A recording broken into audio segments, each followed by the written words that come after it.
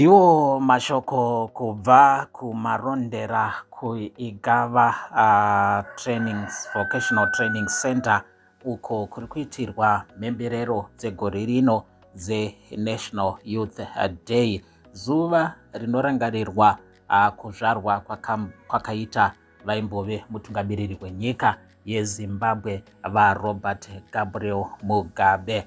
Zuva iri kare vaRobert Mugabe vasati vashaya raizivikanwa kana kuti raishevedzwa nekuti 21st February movement. Naizvozvo mhemberero dzegore rino dziri kutungamirirwa dziri kukokerwa nemutungamiriri wenyika vaEmmerson Mnangagwa. Naizvozvo musangano uyu uri kuitwa apo bato reZANU-PF riri kuvavaridza kuvandudza bumbiro remutemo wenyika.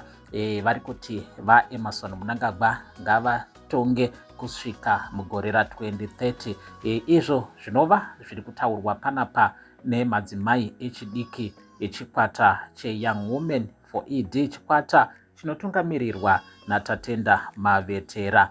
Mavetera nderimwe gurukota rehurumende rinonzi rakanga richitaura kana kuti rakava nekutsiurwa naVice President pamusangano wakaitwa wemakurukota nemusi wechipiri svondo radarika, panova pakatambirwa maproposal amendments ari kuda kuitwa pabumbiro remutemo under bill number 3 rinova kuvandudzwa kwebumbiro kuri kuda kuitwa zvichibva pakuvandudzwa kwarakaitwa mugore ra2013. Chinangwa chekuvandudza bumbiro gore rino pari kutaurwa ipo nyaya yekuti vaMnangagwa vasati vapedza kugohwesa vari kunzi varambe vachigohwesa kusvika mugore ra2030. Ndo mashoko panapa mureZimbabwe aripo maererano nenyaya yemusangano wevechidiki uri kuitirwa kumarondera kudunhu reMashonaland East.